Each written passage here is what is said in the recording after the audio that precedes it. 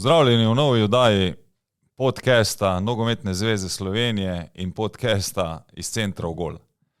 Ponovno vas vabim, da nas sledite, delite, da povečujemo to našo skupnost, kjer delimo znanja in veščine, ki jih trenerji, igralci in so ostalo strokovno vodstvo nabira na ali pa ob igrišču.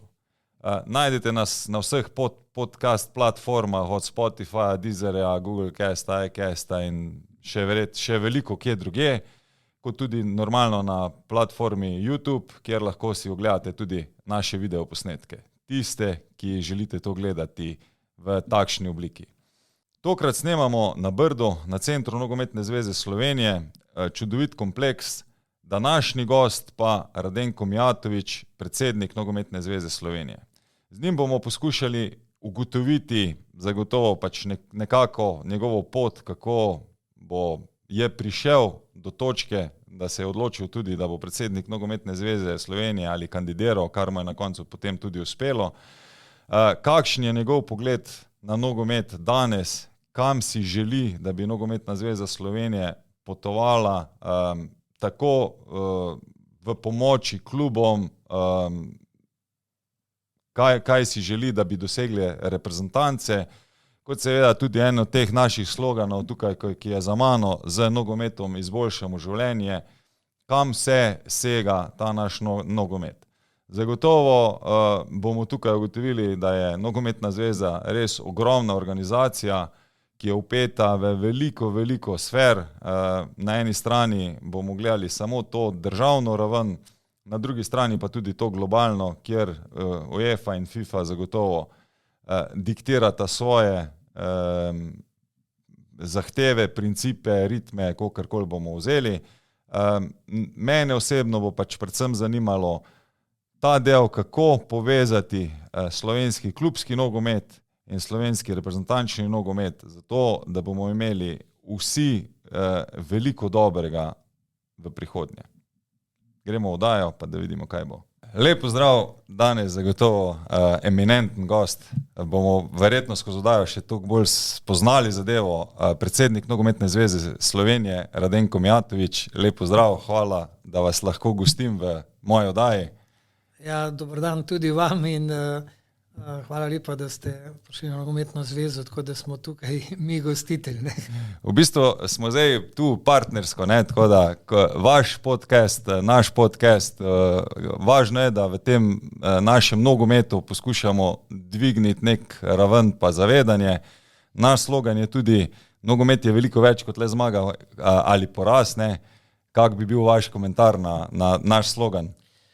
Zanimivo, zelo in to dejansko tudi drži, ker nogomet je res veliko več, kot je samo igra, kot je samo tekmovanje, je to tudi zelo družbeno širok pojem in tudi odgovorno dejanje, po drugi strani pa tudi veliki posel, kakorkoli obrnemo, temu se ne moremo izogniti. Zdaj, slogan tu za mano ali pa za vami, z nogometom izboljšujemo življenje, tudi ta je zelo močen slogan. Pa to je slogan Nogometne zveze Slovenije, ki ga imamo že nekaj časa in tako kot ste sami ugotovili, ima izjemno močno sporočilo. Nogomet je nedvomno šport številka 1 na svetu in na en način zajema največ otrok oziroma največ mladih, ki se z njim ukvarjajo tako ali drugače. Nepomembno je, katerega spola in kakšnih fizičnih sposobnosti, ampak združuje praktično vse. Revne, bogate, mlade, stare, moške, ženske, je nekako najbolj enakopraven šport, ki vključuje vse. Midva smo rekla, za ogrevanje bi vseeno šla malo čez zgodovino, od kje prihajate, kako ste prišli do nogometa, tako, ker meni ta zgodba je, moram reči, zelo impresivna, zelo sem bil navdušen nad njo, ker se mi zdi, da tudi izdaja nek vaš karakter. En način se tu že malo ponavljam, glede na to, da od same kandidature za predsednika Nogometne zveze to zgodbo ponavljam pogosto. Rodil sem se v Bosni in Hercegovini v malem mestu Skendervakov, danes se to mesto imenuje Kneževo, tam sem tudi naredil prve nogometne korake v nogometnem klubu Progres iz Kneževa. Po zaključeni srednji šoli sem prišel v vojsko v Slovenijo, v Ljubljano, takratno kasarno Ljubo Šerce zraven Olimpijinega starega stadiona za Bežigradom. Igral sem za takratno ekipo te garnizije, ljubljanske garnizije in po tistem sem ostal v Sloveniji, začel igrati fuzbal v Litiji, Slaviji Vevče, Slovanu, Iliriji, Svobodi in ne nazadnje v nižjih avstrijskih ligah 8 let. To je en način zgodba. V glavnem ta zgodba je samo kako prijemo samo. To je res en zelo, zelo drug čas, ki ga jaz včasih tudi rad v teh naših oddajah poudarjam, ne, da vi ste živeli v nepredstavljivem času. Že ne vem, zame, pač, ko sem kako leto vse mlajši, ne, ni bilo telefonov, ni bilo interneta, na televiziji so bili 3 kanali. Kako vi doživljate tisti čas takrat v tisti bivši Jugoslaviji, da tako rečem? Jaz mislim, da smo otroci bili bolj veseli in smo z veseljem počeli, kako bi rekel, tudi take male stvari. Veselile so nas različne stvari, mala darila, ampak ogromno časa smo preživeli na igriščih. Poleg tistih obveznosti, ki so nam jih določili, da jih moramo narediti, ves prosti čas smo preživeli na igriščih. Igrali smo različne športe, sploh ni bilo pomembno, največ nogomet, potem košarko, odbojko, igrali smo ping-pong, ukvarjali smo se tudi z atletiko in tako naprej.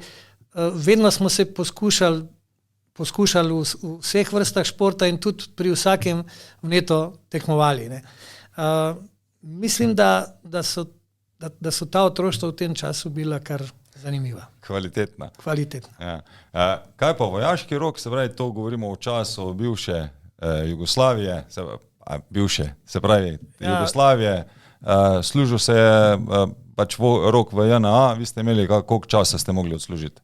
Jaz sem takrat mogel odslužiti 15 mesecev, vem, da sem imel neka skrajšanja, tako da sem v vojski preživel 11 mesecev in 2 dni pokoristil sem vse tiste možne dopuste, v bistvu, da so prej zaključil ta vojaški rok in takoj po končanju vojaškega roka sem začel delati takratni kartonažni tovarni Ljubljana in začel igrati fuzbal kasneje v Slovanu.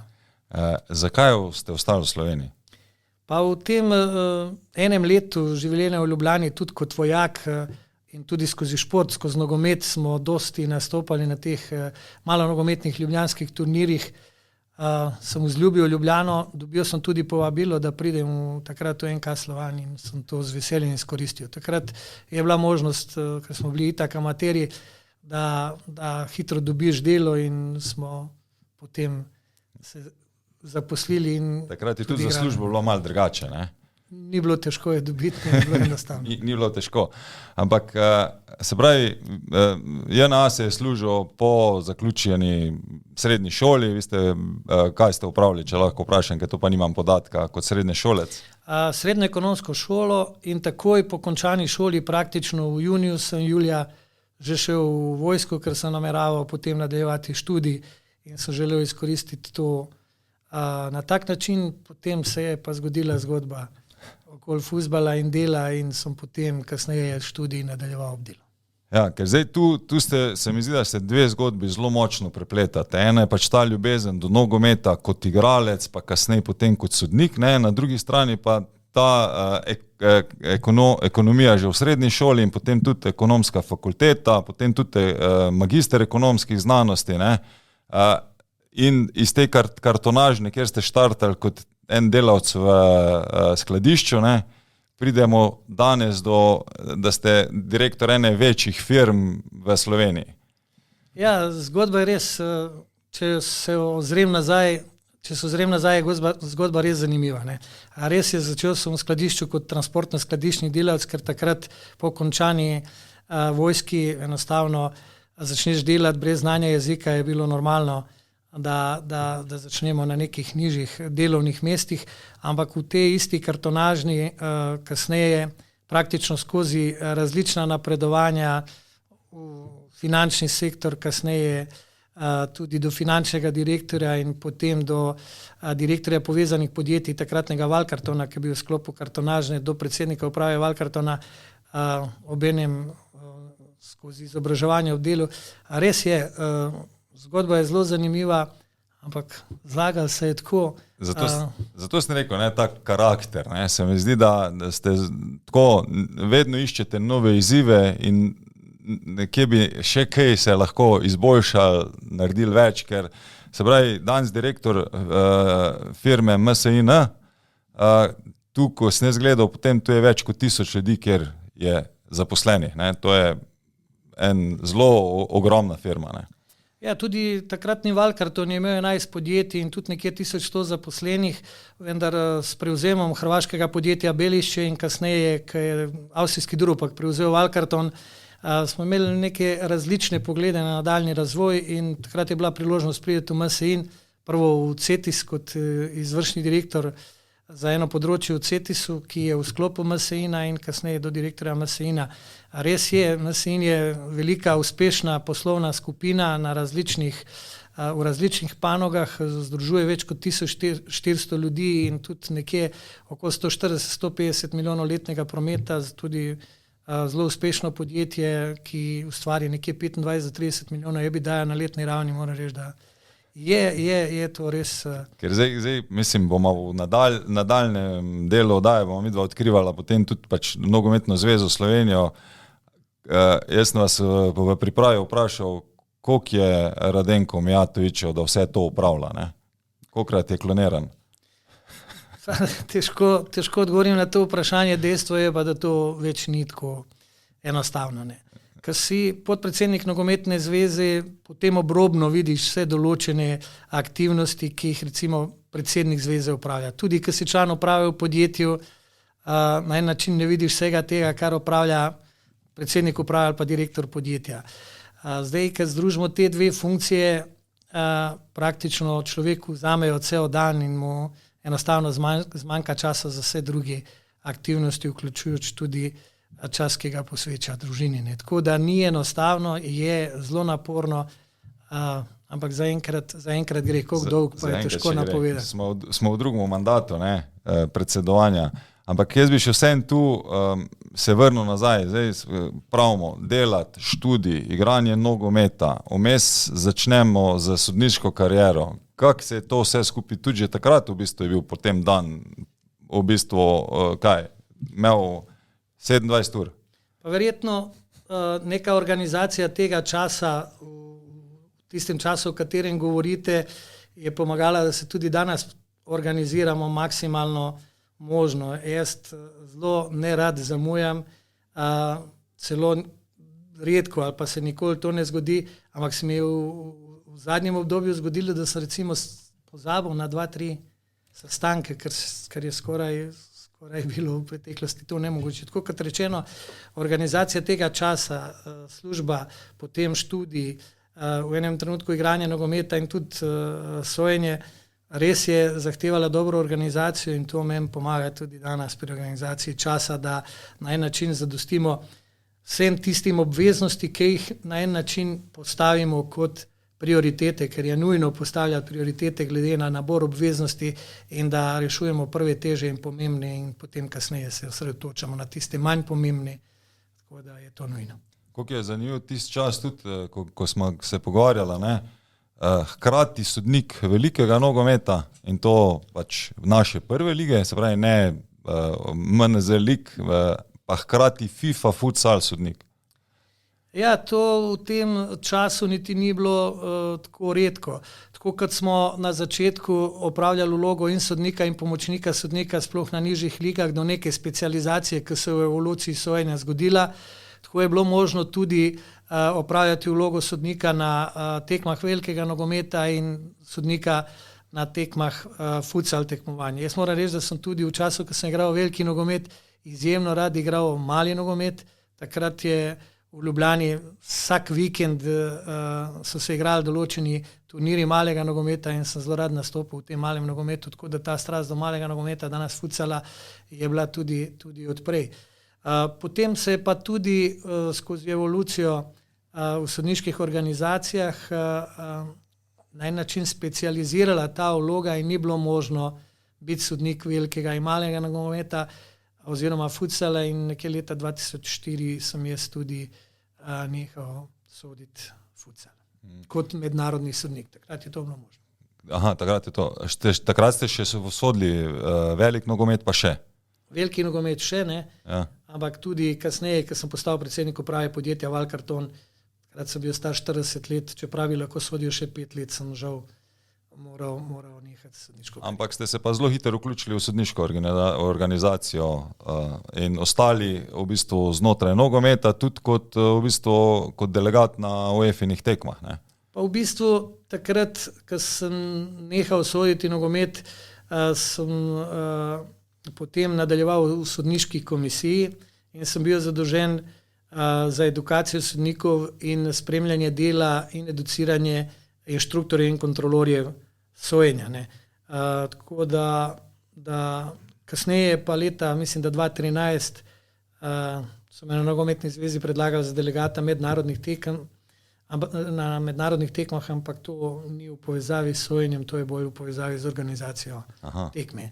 Drugače pa kontrolori sojenja potem spremljajo delo sodnikov na mednarodnih tekmah. Zdaj ste še vedno kot delegat tudi na UEFA-inih tekmovanjih?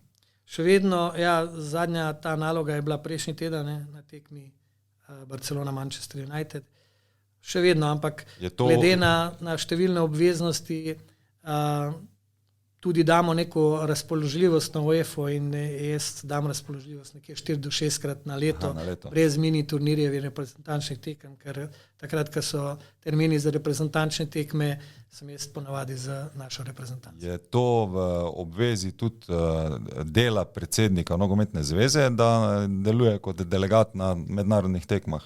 Ni v obvezi, je pa priporočljivo, da so funkcionarji nogometnih zvez tudi na nekih tekmah kot organi zaradi tega, ker je zadeva potem.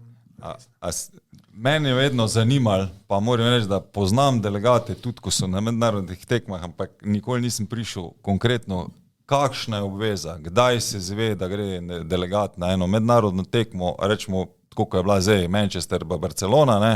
To bo verjetno še koga zraven potegnili, da ga bo zanimalo, in kakšne so obveze potem. Koliko je to, ker to ni samo, da greš tekmo si pogledati, pa peleš nazaj potem domov.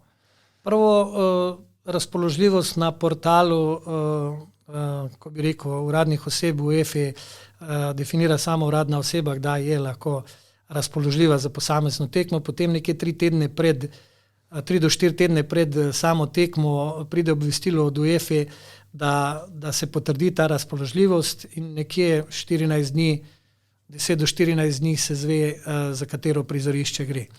Delegat mora prispeti na prizorišče nekje do 3. ure dan pred tekmo in potem so te obveznosti, da pregleda vse organizacijske priprave, varnostne ukrepe, ki se bodo izvajali na posamezni tekmi, pogleda obe tiskovni konferenci, pregleda pripravljenost medicinskega osebja, spremlja trening gostujoče ekipe, za katerega mora biti vse zagotovljeno. Potem drug dan, na dan tekme, spregleda vse igralne naprave in tudi prostore ter odpelje organizacijski sestanek, na katerem se v bistvu določi vse to, kar se bo dogajalo med samo tekmo in tudi iz varnostnih aspektov, ukrepe, ki bodo izvedeni v primeru takih in takih dogodkov. Potem vse te dogodke spremlja in beleži skozi samo tekmo, tudi argumentira skozi filmčke in fotografije in na koncu, glede na sam potek, do 8 ure naslednji dan na UEFA pošlje poročilo o vseh dogodkih, ki so se na tej tekmi zgodili. Koliko je to poročilo potem dolgo? Odvisno od dogodkov. Recimo, koliko je zdaj za Barcelono pa za United? Zelo je strukturirano. In tam, kjer so zadeve relativno v mejah in okvirih normali, potem to gre relativno hitro z odgovori ja ali pa ne, ali če pa pride do nekaterih kršitev, potem je treba zelo natančno pisati, kakšna kršitev, v kakšnem obsegu, kdo je naredil in v katerem času, pa tudi po možnosti poslati fotografijo. Tako da eno tako poročilo recimo lahko zahteva nekje od 45 pa do 3 ur časa. prvo podvprašanje bi imel tu, ne? 10 ali pa 14 dni prej se izve za tekmo. Kdaj lahko javnost izve, da ste vi delegat na tej tekmi? Ker verjetno mora biti nek čas, ko je zaupno še to, ne? Pa za delegata niti ni pomembno, za sodnike pa nekje 3 do 4 dni pred samo tekmo, ampak za delegate. To smo z gospodom Vinčičem smo obdelali ta del že, ampak me je zanimalo, ker vi v bistvu, marsikdo verjetno zmotno predstavlja si, da vi kontrolirate sodnike. Vi gledate predvsem kot delegat organizacijo same tekme, varnosti in če je to štimal, ne? Izključno. Kontrolor pa kontrolira sodniške odločitve. Na takih tekmah so kontrolorji. Seveda, na vsaki mednarodni tekmi je kontrolor sojenja, ki ima nalogo izključno v zvezi s sodniki in opravljanjem njihovega dela. Najvišja avtoriteta je delegat na tej tekmi, ampak izključno v domeni organizacije tekme, da poteka vse tako, kot je na en način strani UEFA predpisano, ampak to je v nekih navodilih po 150 strani in več. Za vsako področje so izjemno jasno in precizno izdelana navodila, tako da pripomočkov je več kot dovolj. Ok, v glavnem, tudi tu je potem hitro grejo 3 dnevi mimo preden se zaključi eno tako ali tekma, ne? Ja, sploh, če greš na gostovanje, ne? Praktično vedno greš na gostovanje, ne? Ker na domačih tekmah v Sloveniji so delegati od drugod. In zelo hitro je od splaniranega transporta oziroma prevoza do vseh teh obveznosti. Še ena zanimivost je, delegati udeležen tudi na tem uradnem kosilu ali pa večeri med vodstvi obeh ekip, tako da nima časa za nič drugega kot za opravljanje te naloge, katera mu je zaupana. V glavnem, tudi tu je zanimivo.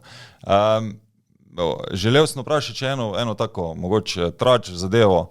Rečemo, ekipe ponavadi grejo tu vse, imajo dogovorjeno, da grejo mimo kontrole na letala in potujejo, ne? A je to omogočeno tudi za delegata ali mora iti po nekih rednih linijah leteti? Pa v bistvu mimo kontrole na letala ne gre nihče.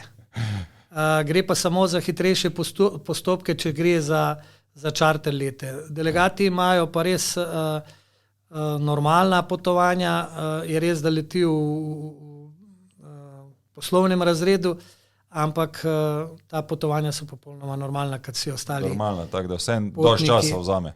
Je pa res, ne, da so ta potovanja predvidena na tak način, da se pride pred 3 uro dan pred tekmo. Recimo na zadnje, ko sem potoval v Barcelono, je to potovanje trajalo 19 ur zaradi znanih dogodkov na frankfurtskem letališču. Prileteli smo ob 8 v Frankfurt, ob 10 bi morali imeti avion za Barcelono. Nažalost so bili vsi leti odpovedani, tako da smo mrzlično iskali, kako in na kakšen način priti v Barcelono in na koncu dobesedno je ostala zadnja možnost, da priletim v Lizbono in pol iz Lizbone so nas pobrali direktno z avtobusom z letala na letalo in smo potem prispeli v Barcelono šele 15 minut čez ponoč. Tako da glede na naravo tekmovanja in na to fazo tekmovanja UEFA vsako tekmo določi še venue direktorje in dobro je, da ta venue direktor bil tam, da je opravil vse naloge delegata. To sem zdaj hotel reči, pomeni, vi ste zamudili, da bi pregledali štadion in vse tiskovke in vse, ne? Vse to, kar je praktično dan pred tekmo potrebno narediti, ni bilo možno in to je opravil vse venue direktor zelo dobro in naredil tudi poročila s tem v zvezi, tako da UEFA praktično misli na vse. Ja, vse je pod kontrolo. Ok, sej tudi, ko gledamo objekte in to, kako se kontrolira strani UEFA, da se lahko, kateri objekti bojo lahko, da rečemo, preko licenčnega papirja, ne vem, nimam izraza zdaj, se pravi, da se lahko tekmuje, tudi so zelo strogo in tudi zelo veliko prej prihajajo pregledovati objekte, ne? Seveda štadioni glede na kategorijo tekmovanja morajo imeti določeno kategorijo, ki jo UEFA pri svojem licenciranju infrastrukturnih objektov na en način akceptira. In za določen nivo tekmovanja, če ta stadion ne izpolnjuje določenih pogojev, na njemu ni možno odigrati tekme. Tako da vsi stadioni, na katerih se igrajo tekme, te faze tekmovanja morajo biti ustrezno licencirane za to fazo. To za slovenski prostor je včasih kar zahtevno, ne? V bistvu mi v Sloveniji imamo praktično 2 stadiona, na katerih je možno igrati te tekme najvišjega ranga, to sta Stožice in Ljudski vrt. Delno in na tem bomo tudi delali, lahko dvignemo za eno kategorijo tudi stadion v Celju. In to bo tudi v naslednjem infrastrukturnem projektu del nekih aktivnosti nogometne zveze, da izboljšamo kategorije nekaterim stadionom, ampak še vedno ne bomo mogli dobiti recimo 3. stadiona na tem nivoju v relativno kratkem času. Aha, ok, jaz bi zdaj šel v ta del predsednika NZS, kako funkcionira celotna zadeva. Zakaj ste se odločili za kandidat, da sploh greste v kandidaturo? Pa to je bil splet okoliščin. Jaz sem bil podpredsednik nogometne zveze od leta, mislim, da 2009, ko je predsednik bil Ivan Simič, kasneje pa, ko je predsednik postal Aleksandar Čeferin, tudi njegov podpredsednik. In v tem času, ko je Aleksandar bil izvoljen za predsednika UEFA, tudi na en način 2 meseca po njegovem pooblastilu vodil tudi Nogometno zvezo Slovenije do volitev. V tem času na nagovarjanje določenih kolegov iz Nogometne zveze sem se na en način odločil za kandidaturo in potem je zadeva stekla tako, kot je. Potem si pa enkrat noter in potem je vse, kar teče po svoje, ali kaj? Seveda, tako kot smo se že prej pogovarjali, kad te enkrat tok zagrabi, potem greš tok. Ja, zdaj smo že v drugi kandidaturi, ne? Tako da za prvo ste bili zadovoljni, se pa s prvim mandatom. Pa gledajte, veliko stvari je bilo že postavljenih že prej. Jaz moram reči, da so vsi predsedniki, ki so do sedaj vodili Nogometno zvezo, od postavljanja neke infrastrukture na začetku tlakovali neko pot in razvoj Nogometne zveze in na tem temelju je bilo lažje to začeto delo nadaljevati. Res je, da vsako leto sabo prinaša neke novosti, prihajajo neke nove zahteve, ugotavljajo se neke možnosti za spremembe in potem se odzivamo, delamo tudi neke strategije, ki jim sledimo, tako da dela je vsako leto več, programov je vsako leto več, reprezentant vsako leto več, tudi tekmovanj na en način in na evropskem nivoju in tudi pri nas je več, določene stvari smo spreminjali, drugo ligo smo širili iz 10 na 16 klubov, potem nekako smo tudi predrugačili ta mladinska tekmovanja, ker smo ločili kadete in mladince, kjer bodo mladinci igrali sami svojo ligo, delali smo spodbude za vključevanje mladih igralcev, tako da veliko nekih aktivnosti je bilo izpeljano, tudi na področju ženskega nogometa se izvajajo določene aktivnosti za dvig kakovosti in tudi rast ženskega nogometa, ki v svetu postaja ena od smernic nekega trenutnega in bodočega delovanja, tako da nam neke stvari... Teh tem bi se jaz malo kasneje dotaknil, da bi mogoče probala malo bolj konkretno iti v njih, ampak pri nas je predsedniška funkcija neprofesionalna. Ne? Je to praksa tudi na ostalih nogometnih zvezah? Zelo je deljeno. Obstajajo prakse, ki so predsedniki neprofesionalni, tako kot v Sloveniji, do tega, da so profesionalci za polni delovni čas, do nekega deljenega sistema, kjer so profesionalno 4 ure in potem opravljajo svoja dela na nekih drugih področjih. Moram pa reči, da nabor aktivnosti in tudi s tem povezana odgovornost na en način narekujejo, da bi predsednik Nogometne zveze morali biti profesionalna. Se to me zanima, ker rečemo, jaz sem bil v teh nogometnih oddelkih, ki so še vedno pod okriljem Nogometne zveze Slovenije, ne vem, dobrih 20 let nazaj, ne? In se spomnim, takrat je na Nogometni zvezi Slovenije delalo 13 zaposlenih profesionalno, ne? Danes je ta številka že kar precej večja, ne? Ampak se spomnim, da takrat smo gostovali enkrat na enem izobraževanju v Italiji, italijanska zveza je že takrat imela 600 zaposlenih. Ja, mislim, da se to število v nogometni zvezi povečalo za 3-krat, lahko rečemo, da je zdaj v nogometni zvezi tam nekje med 45 in 50 zaposlenih, da se je pa od tega časa pa do danes nabor teh obveznosti, aktivnosti, nalog, programov nenormalno povečal, da se je število reprezentanc moških, ženskih, futsal tudi ogromno povečalo. Če tu prištejemo še trenerje, potem trenerje v regijskih centrih in tako naprej, selektorje pa pridemo do števila blizu 80. Ampak recimo za primerjavo, kot povežemo spet funkcijo delegata, ker na ta način dobimo tudi nekatere informacije. Recimo nogometni klub Chelsea na eni tekmi, ki sem upravljal to vlogo, so me informirali, da imajo redno zaposlenih okoli 800 ljudi in še nekje 600 po pogodbah. Ne. Tako da pridemo do ene številke nekje 1400 ljudi v enem nogometnem klubu. Naša nogometna zveza pa zaenkrat skupaj z vsemi pogodbenimi sodelavci šteje nekje 80 ljudi. Ne. Tako da je to zanimivo. Ampak hoče reči, da ne glede na to, da je predsednik nogometne zveze neprofesionalna funkcija, predsednik nogometne zveze praktično vsem svojim premoženjem odgovarja za poslovanje nogometne zveze. To je pa druga fascinantna zadeva, ne? Ker v bistvu nogometna zveza je še vedno kot društvo, se pravi pod statutom društva je. Ne? In to je to, kar ste vi zdaj rekli. Ne? Se pravi, predsednik odgovarja za vsem svojim premoženjem, ne? Ker društva tako funkcionirajo. To je absurd naše zakonodaje na en način, ampak nogometna zveza, mi govorimo zdaj o nekem proračunu nogometne zveze za vse tele aktivnosti, ki se približuje 20 milijonom evrov in na en način mora funkcionirati in delovati kot društvo ali pa športna organizacija, po drugi strani pa definitivno mora poslovati zelo odgovorno kot resno podjetje. Ja, sej tudi kje se v bistvu troši, da tako rečem, teh 20 milijonov ima tudi malo kasneje verjetno prišla, ampak ko zdaj tako gledam, ne, tisti, ki je pa zaposlen, pa bomo rekli, da je najvišji na nogometni zvezi, je potem generalni sekretar. Ja, praktično lahko rečemo, da je generalni sekretar direktor nogometne zveze, oziroma to je oseba, ki na en način vodi delovno skupnost, strokovne službe in skrbi, da so vsi programi, ki so sprejeti na izvršnem odboru,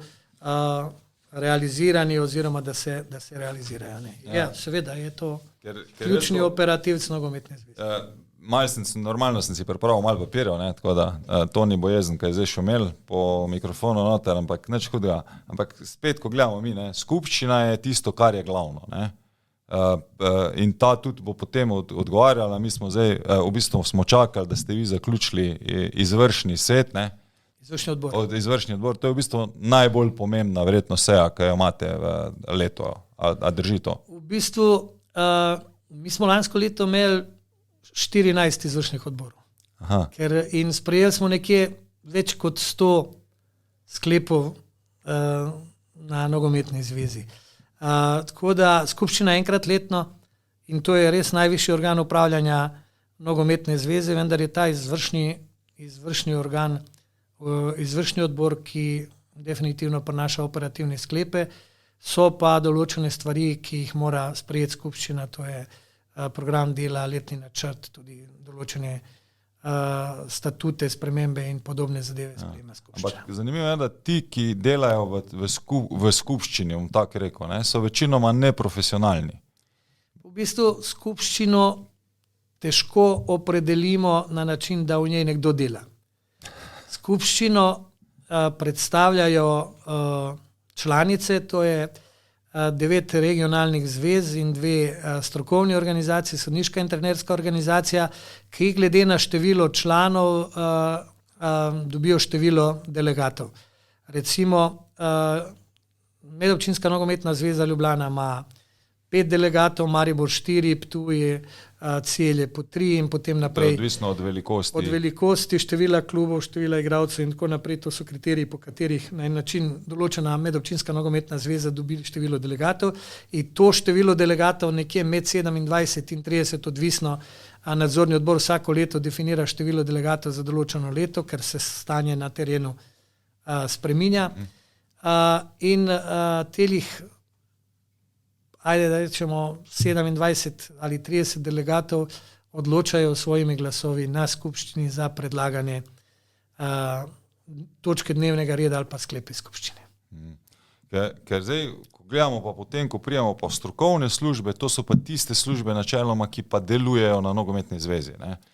To so redno zaposleni, ki opravljajo vse aktivnosti v zvezi z izvajanjem programov na nogometni zvezi. To je pa potem, ko pa še to pogledaš, je pa to 27 področji, v kateri se v bistvu se najdemo, verjetno tehnični sektor je potem tiskaj največji. Seveda, to je, če bi to prevedli na nivo podjetja, je to neka proizvodnja, ne? To se pravi, izključne aktivnosti se dogajajo znotraj tega tehničnega sektorja in tudi ta tehnični sektor zajema tudi največ izvajalcev. Ampak to je vse povezano z izobraževanjem strokovnih kadrov, z reprezentancami, z tekmovanji in podobno. Če tako rečemo zdaj, ko je treba pogledati, ne, se pravi, vi večinoma potem komunicirate z generalnim sekretarjem, da vidite tudi, kaj se od spodaj izvaja. Pač, mi smo imeli tudi čast biti v vaši pisarni, tako da smo si pogledali, da vi imate svoj prostor tu, ne. Ali ste vi toliko velik tu, da lahko uspete vse, kaj se dogaja na nogometni zvezi, prečekirati, pregledati? Glede naprej povedano, je to praktično nemogoče, da bi bil toliko časa prisoten na nogometni zvezi, da bi vse tele podrobnosti in vse tele aktivnosti na en način spremljal oziroma bil z njimi seznanjen.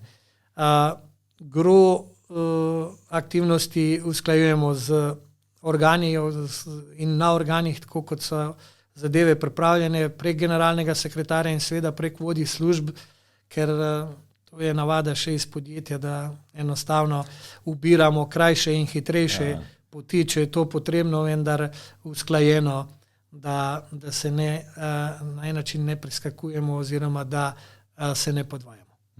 Zdaj, to, kar smo se tudi že nastavljala, ne, glavno tisto, kar je odgovornost, ki jo vi želite prevzemati, je verjetno znotraj reprezentanca, je to kaj drugega?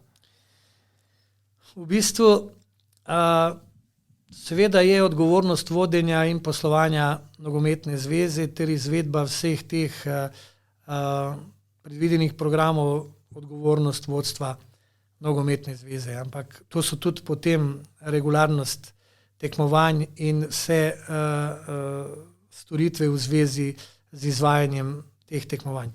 Ampak, če gledamo navzven, predsednik je odgovoren za karkoli se zgodi v slovenskem nogometu in je na en način strelovod za vse.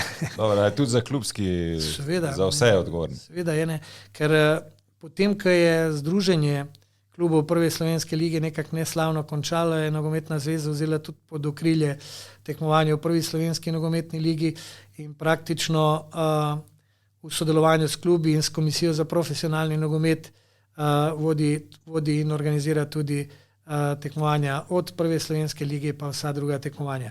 In vse, kar je povezano z temi tekmovanji, ali gre za dobro ali slabo, na en način je odgovornost nogometne zveze, pa čeprav se pravi, da vse poteka tako, kot bi naj, ne? Ampak zdaj bomo poskušali tako jaz zapeljati, ker res je zelo veliko stvari, ko potem pogledaš, kakšna je odgovornost, ko govorite, kje vse ste vpeti. Ne? Zdaj, če mi dva štartamo, rečemo sam z reprezentancami, kako imate vi razdeljeno ali pa določeno glede odgovornosti reprezentanc na zvezi? V bistvu nogometna zveza ima to hierarhijo od A reprezentance, prek reprezentance v 20, 19, 17, 16, 15, tudi to so moške reprezentance in tudi A in 2 dekliški reprezentanci v ženskem nogometu ter futsal reprezentance. Dejstvo je, da predsednik nogometne zveze skozi določena posvetovanja prej imenuje selektorja reprezentanc, postavili smo tudi direktorja reprezentanc, ki na en način predlaga tudi imenovanje selektorja, spremlja delo in koordinira delo reprezentanc. Vsaka reprezentanca praktično ima svojo strokovno sestavo in tudi tehnično sestavo strani strokovnih delavcev nogometne zveze, ki izvajajo določene aktivnosti, da za reprezentance praktično štima vse.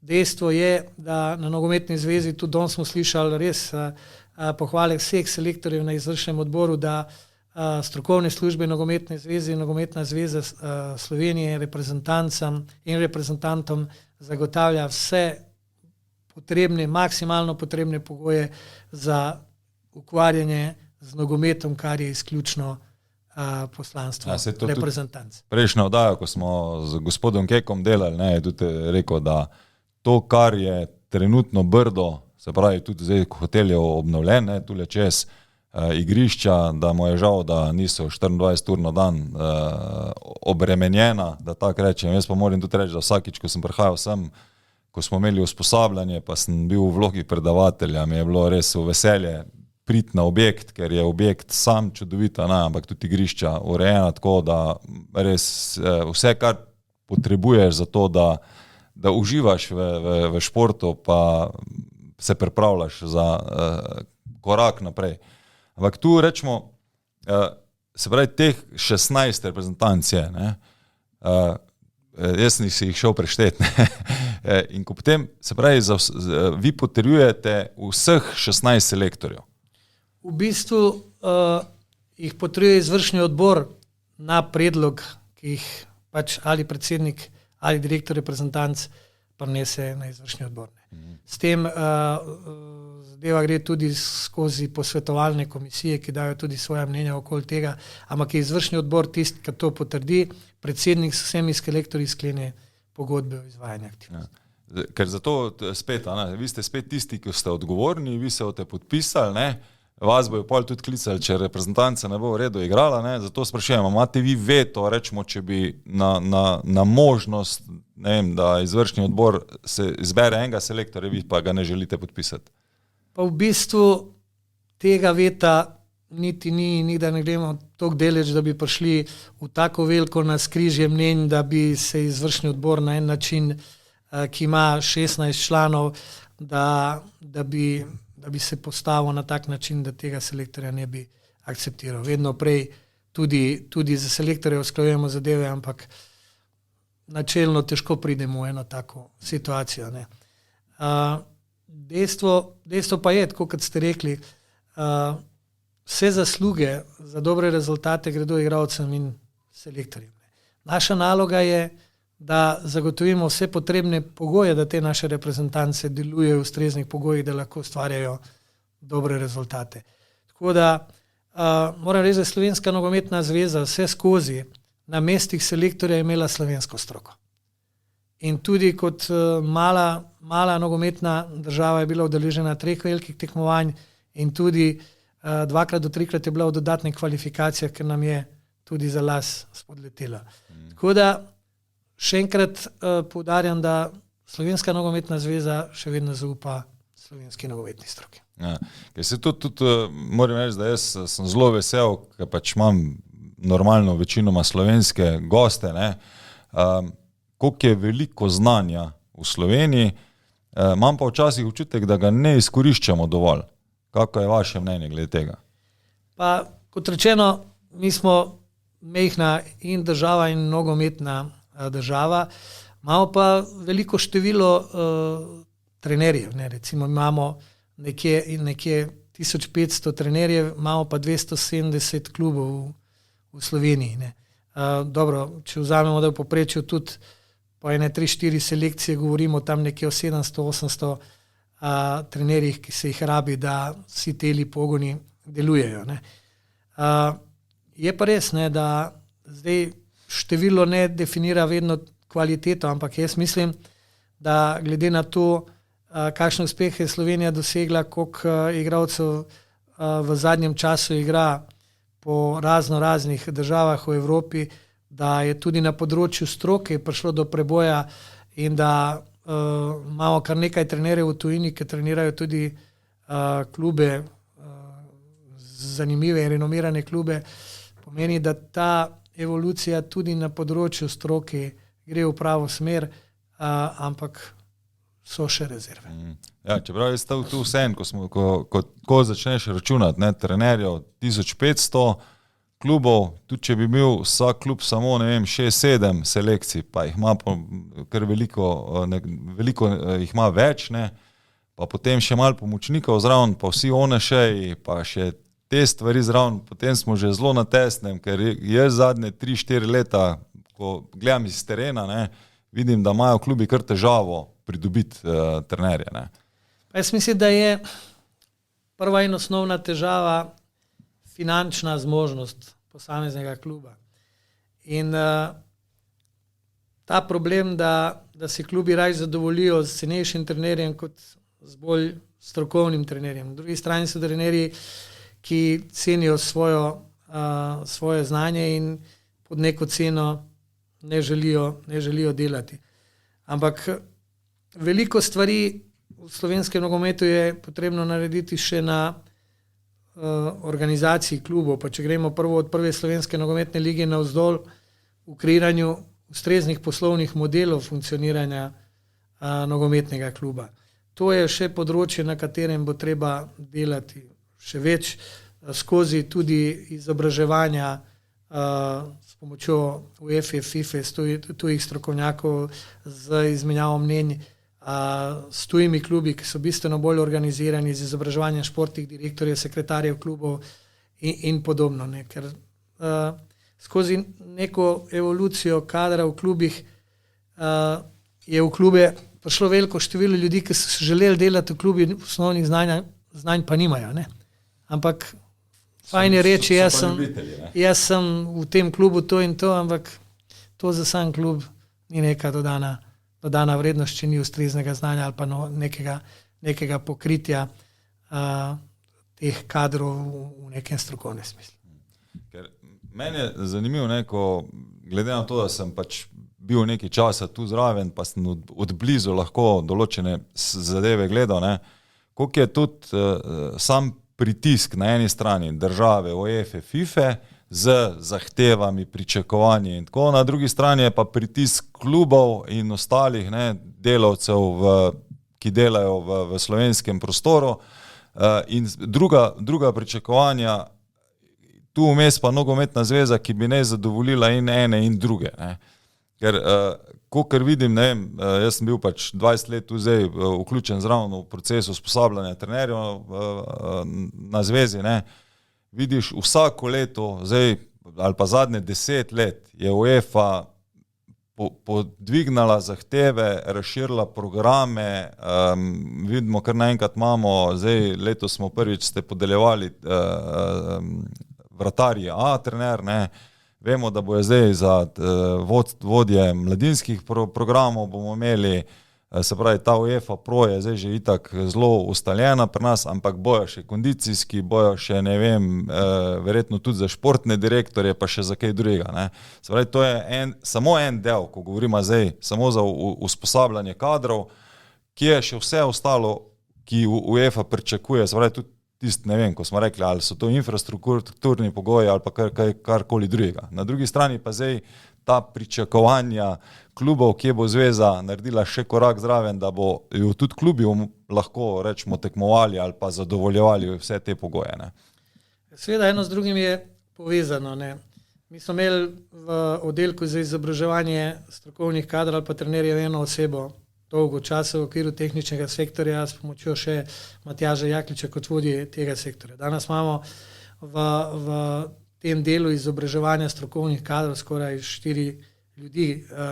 Sami ste rekli, da je prišlo do določene specializacije in določenih zahtev, ki bodo kasneje preliti v tele licenčne pogoje za posamezne klubi, od specialistov za vratarje, specialistov za kondicijsko oziroma fizično pripravo, do spet neke specializacije za trenerje ali pa vodje mladinskih pogonov in na en način ukinja se tisto izobraževanje za pro trenerje, ki ga je Slovenija imela kot neko umestno kategorijo in se gre na trenerje pro oziroma na trenerje mladinskih selekcij. Tako da, če dalj bolj se gre v specializacijo. Včasih smo imeli v enem trenerju vse. Bil je en trener in en pomočnik in to je bilo dovolj za strokovno delo, ampak danes, glede na to, kako se nogomet razvija, kaj vse zahteva, to več ni možno. Tudi štabi v reprezentancah so se močno povečali. Ne. Tu so, kot ste rekli, trenerji, vratarji, fizična priprava, nutricionisti, analitiki. Veliko je tega kadra, ki se ukvarja osko s specialističnimi nalogami in nogomet definitivno napreduje in če hočeš biti na tem vlaku, moraš temu slediti. Zdaj midva smo prvi polčas odigrala, ne? Tako da tu tisti, ki boste na kanalu Nogometne zveze Slovenije, če vas zanima, oddaja še naprej, ne? Potem se preklopite na kanal iz Centra Gol, kjer bomo midva se malo dotaknila zdaj ravno tega, se pravi, kako organizirati klubski nogomet ali pa tisto, kar ste že prej nakazali, kako se nogomet spreminja v smislu števila ekip v določenih ligah, ali pa zdaj smo povezali U15 pa kadete pa usamil U19, ne, zato da bomo imeli boljše reprezentance. Ta del, rečemo, mene tudi tako zelo zanima. Ne.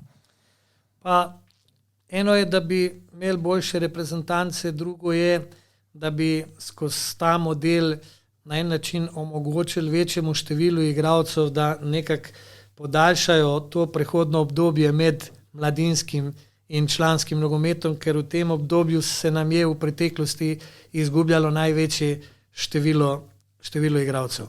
In tudi dosti krat kombinacija med kadeti in mladinci skupnimi potovanji je povzročala, da so v klubih delali določene kombizacije, seštevali te rezultate in ni bila ta tekmovalna komponenta nekega rezultata ene mladinske ekipe tako močno izražena. Ampak ključno je, da smo želeli, da več nogometašev na prehodu iz mladinskega v članski nogomet ostane v nogometu. Tu smo tudi malo povečali možnost, da igralci starejši od 18 let igrajo v teh ekipah. Tudi spodbujamo vključevanje mladih igralcev v članske ekipe, da smo tudi predlog za neke spremembe, da je obvezna vključitev vsaj enega igralca v začetne postave prve lige, po dva v začetne postave druge lige. Tako da vsemi temi ukrepi želimo omogočiti razvoj in nogometašev in potencialno skozi ta razvoj nogometašev člane reprezentančnih selekcij. Kaj meni je zanimivo, ne, tudi z gospodom Kekom, ko smo se pogovarjali, je zelo izpostavil, ne, moramo prvo pohvaliti, da sta in U17 in U19 reprezentanca prišli v elite round, kar je en tak zelo velik uspeh. Na drugi strani pa, kaj bomo zdaj, v bistvu, kaj lahko pričakujemo, glede na to, da v U21 reprezentanci je zelo veliko teh igralcev, ki trenutno nastopa v slovenskem prostoru, ne. A je dober zdaj, da se bo, ker ponavadi je vedno nevarnost, ne, ko je en tak igralec izpostavljen v 21 reprezentanci, redno nastopa v naši prvi ligi, že zelo hitro zapušča ponavadi tudi naš prostor, ne. Kar pa ni vedno najboljše, ne. Se je pokazalo, da tisti, ko tam pri 23-24, saj kolikor jaz gledam, zapuščajo, lažje zdržijo potem napore zunaj. A bomo tu tudi kaj, lahko Slovenci kaj naredimo za to, da bomo mogoče tisti, ko grejo v tujino, da ne bojo nazadovali, da tako rečemo, pa se bojo vračali slabši, kot so šli ven. Tu Nogometna zveza nažalost nima vzvodov, ker tu je na en način prost pretok igralcev in seveda mi svetujemo, tudi dosti krat ste prebrali izjavo našega direktorja reprezentanc, da svetuje mladim igralcem, da ostanejo v slovenskih nogometnih klubih, ker se bodo razvijali lažje, igrali bodo lažje, kot če prehitro in premladi odidejo v tujino. Po drugi strani, če igralci odidejo v tujino in tam uspejo in igrajo za dobre klube, nastopajo v prvih postavah, potem je to tudi za reprezentanco odlična zgodba, ker se te igralce itak kasneje v reprezentanco. Dejstvo, da se v mladi reprezentanci v 21 reprezentanca praktično v celoti pomladila, da je 14-15 igralcev praktično prerasla to možnost nastopanja za reprezentanco v 21 in da je reprezentanci priključeno veliko število mladih in mlajših igralcev, niti ni tako slabo. Dejstvo pa, da vsi teli igralci igrajo večinoma v klubih prve slovenske lige, pa nas navdaja z optimizmom, ne? Ker zgodilo se je dvoje, ne? Da so klubi prve slovenske nogometne lige začeli več pozornosti posvečati mladim slovenskim igralcem in drugo, da ti mladi igralci igrajo pomembno vlogo v prvi slovenski nogometni ligi in skozi reprezentanco 21 lahko napredujejo pri igranju teh težjih tekem. Jaz mislim, da je selekcija v 21 dobra in da je veliko potencijala v njej tudi kasneje za reprezentanco. Veseli tudi reprezentanco v 17 in 19, predvsem reprezentanca 19, ki kaže eno izjemno nadarjeno generacijo in obe te reprezentanci ste se uvrstili v elite round, kar že dolgo ni bilo primeren. Po eni strani včasih slišimo kritike eminentnih slovenskih trenerjev, da se s mladimi slabo dela, a v bistvu podrobnosti dela niti ne poznajo, niti jih to na način zanima, radi pa dajo dosti krat taka mnenja, ampak teli rezultati in vse tele, ko bi rekel, aktivnosti pa malo demantirajo. Upajmo, da bo tako šlo še naprej, da nam jaz demantiram danes, ker sem to rekel zelo hitro, kar je seveda možno, ampak jaz se nadejam, da... Mene je tu vedno zanimiv predvsem ta del. Ne? Se pravi, če jaz tekmujem z U17 ekipo v prvi državni ligi, ali mene zanima, kako igra reprezentanca, ali kako so navodila selektorja, kako igra reprezentanca. Zdaj, jaz vem zelo dobro, da v preteklem obdobju je gospod Miklevič imel zelo začrtan model, bom tako rekel, in so reprezentance igrale zelo podobno, tako da tudi, ko je igralec prehajal iz ene selekcije v drugo selekcijo, je nek avtomatizem bil. Zdaj, glede tega se ne bi midva pogovarjala, bi se pa ta del, kako prepričati trenerje v klubu, da bi sodelovali več z selektorji, zato da bi, ko govorimo ves čas o tem modelu, ali pa da bi vsaj neke principe, ki jih pričakuje reprezentanca, da jih bo igrala, ker jaz sem vedno to rekel, to smo isto in z Matjažem in z Dušanom Kosičem govorila, da meni je bilo jasno, da če bom jaz podobno nogomet igral, kot igra reprezentanca, imam jaz več možnosti, da bo moj igralec igral za reprezentanco, ker bo selektor videl pač, da igralec ravno to počne, kar ona potrebuje znotraj reprezentance. Kako tu narediti malo več povezovanjem, tako rekel, ker tu tudi jaz opažam, da smo malo razdeljeni, mi je pa ravno te pogovori, se mi zdi, da včasih ne kažejo toliko velik narazen, da smo, ampak da bi se mogli samo večkrat usesti pa večkrat pogovarjati.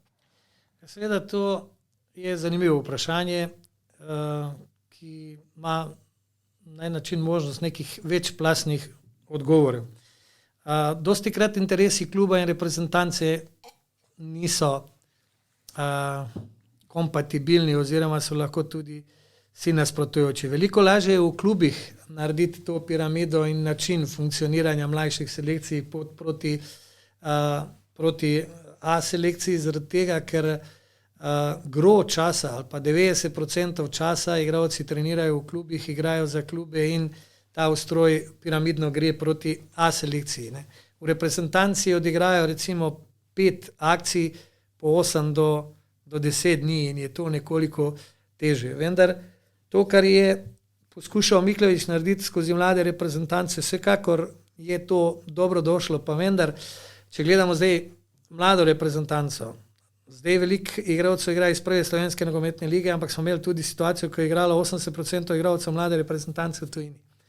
V vsakem klubu delajo drugače. Težko je igralcu preklapljati iz 90% časa, ki uigrava ene variante na neki drugega, ki bo igral 5 dni ali pa 7 dni, kar je na tej reprezentančni akciji. Ampak, ko govorimo o nekih principih v igri, obrambna postavitev, prehajanje proti napad, skupinskega branjenja in tako naprej, to je že potem lažje. Tu dr. Verdenik to zelo dobro zna razložiti, da nam je zahajal pregloboko v te strokovne vode, ampak je to pomembno. Kar se tiče tega, kako in na kakšen način povečati sodelovanje s klubi, da na en način potencialni reprezentančni kandidati skozi klube delajo podobno. Tu se zelo trudi direktor reprezentanc Pavlin, ki poskuša in ima zelo dobre povezave s slovenskimi nogometnimi klubi, skupaj v komunikaciji s trenerji, vodi programov mlajših selekcij in tako naprej prihajati do tega, da skupaj z reprezentančnimi trenerji poskušajo najti nek modus, kako bi lahko delovali na tak način.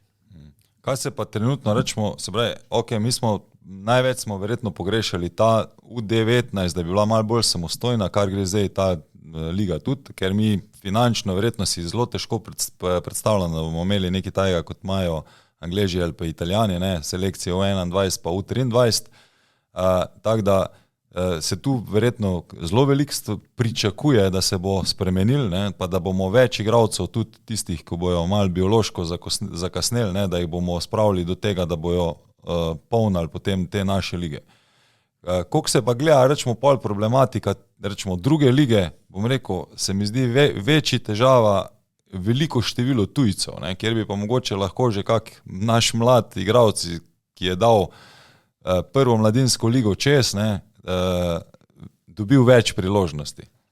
Ja, tukaj pridemo do tega, kdo vodi klube, kakšna je njihova strategija in kakšna je njihova usmeritev. Seveda bi druga slovenska nogometna liga morala biti neka razvojna liga za te mlade slovenske igralce. Pridemo pa v sredine tudi v tretji ligi, ki so praktično v donjem delu, spodnjem delu te razpredelnice, ki imajo veliko število tujih igralcev. Ne vem in težko razumem, kaj je temu namen. Recimo, ko smo dali spodbude za mlade igralce v prvi ligi, ekipa Velenja teh spodbud ni izkoriščala v finančnem smislu, a skozi so tarnali, da imajo težave z financami. Po drugi strani pa so v ekipi imeli same tujce na koncu prvenstva, pa niso imeli niti ene same zmage v prvi ligi. Se pravi, tudi z mladimi slovenskimi igralci bi, jaz se upam trditi, dosegli najmanj tak rezultat, če ne bistveno boljši. Prav tako se je dogajalo v Krškem, v Aluminiju, zdaj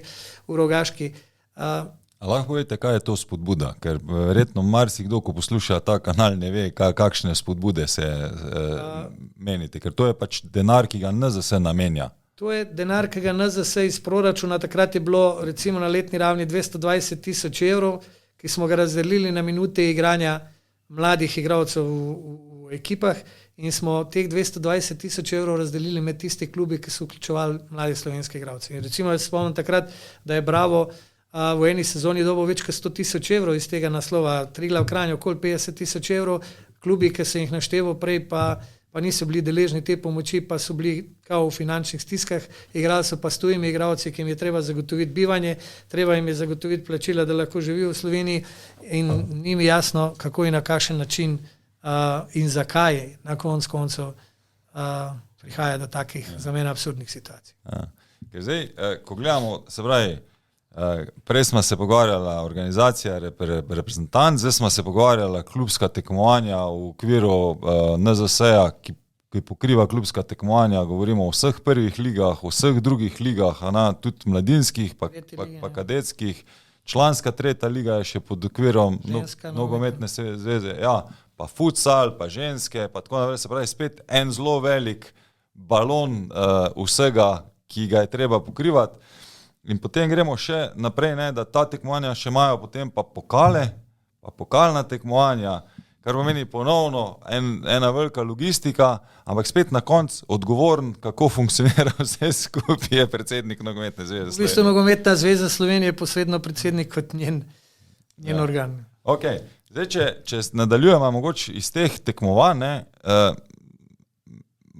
opažanje, bom rekel tako, mi smo zdaj, rečemo, da smo zaključili s korono, pa da se ne vrača več, ne, ampak jaz kot športni pedagog ne opažam določene stvari, fakulteta za šport zelo opozarja na težave ali pa probleme, ki se bojo dogajali v naslednjih 10 letih, otroci so pridobili na kilaži, izgubili so na gibalnih sposobnostih.